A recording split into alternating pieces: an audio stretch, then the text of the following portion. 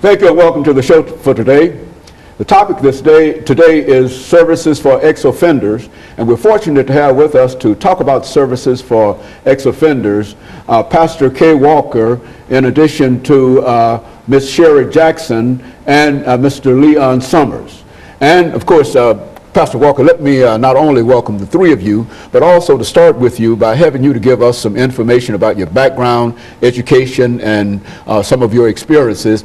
And perhaps Ms. Jackson, as well as Mr. Summers, could also give us similar kind of information during this first segment. And then we could get into the show dealing with services for ex-offenders. Let's start with you. Okay, sounds good, Dr. Haney. First of all, let me say thank you, Dr. Haney, once again for allowing me the opportunity and come on your show, because you've been very instrumental in the community in exposing and highlighting different issues and things.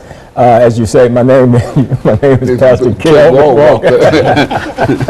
Pastor KWalker. Yeah, that's me.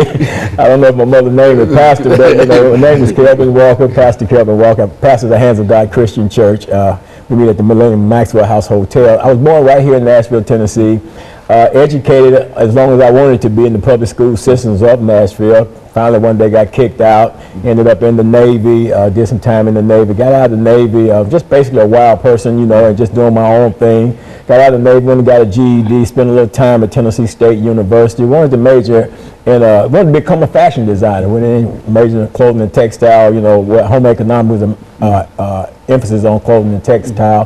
That didn't work out too well, strung out on drugs, doing drugs all the time, ended up incarcerated in the prison system, did some further studies through Tribeca East Campus prison program as well.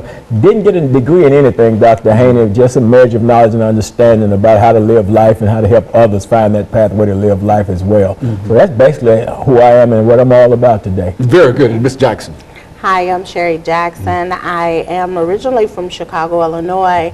I've been here 24 years. I have 3 children that is in college. I am also in college at TSU currently, but I am an ex-offender, which I have 7 felonies. And once I got out, I realized that there was no one out here to help the ex-offenders. So I wrote the program while I was incarcerated. So I started this program to help the ex-offenders, and this is where I'm at now. Okay, Leon. My name is LSummers. I'm originally from Nashville, Tennessee, born and raised here.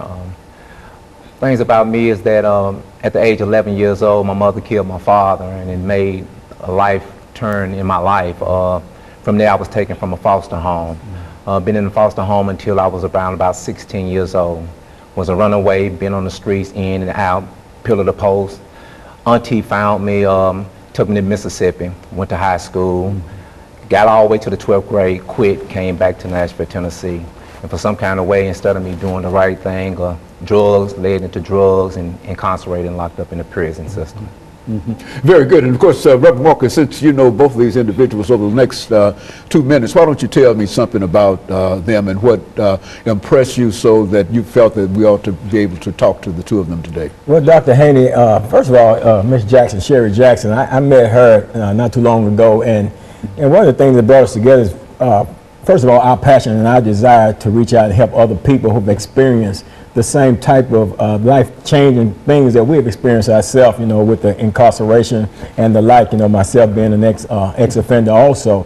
And I found out there was a lady in town that was a strong lady that had a program going on called Hugs, and was reaching out to help ex-offenders to make that transition back into free world society, because the resources, you know, are limited, especially in proportion to the number of people who are incarcerated and released back into society. And when you factor in the fact that over 90-something% of the people incarcerated do come back, you know, there are great need for programs as the like that she has, and she's doing a great work in Nashville doing that. And as far as Mr. Summers here is actually currently incarcerated. He's on the work release program.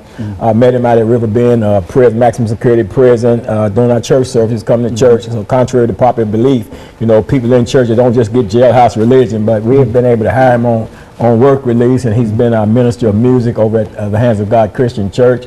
He's coming up for parole here pretty soon here, and just been doing some phenomenal things. And we've just been working with him for over the last maybe 3 years now, and just helping him to make that transition in this process, and everything is moving smoothly. And so you think that both of them, over those last 50 seconds that we have the kind of information that we've been talking about for the last 20 years Yes, in sir. a real sense, Absolutely. dealing with the incarcerated persons. And I think Ms. Jackson has a program Yes. that really deals with that as an issue, and she calls it HUGGS, but she calls it HUG. Yes, she don't get you.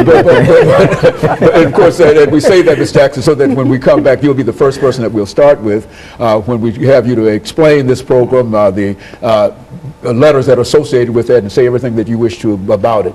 And of course, we'll be back with our audience following this very, very short commercial.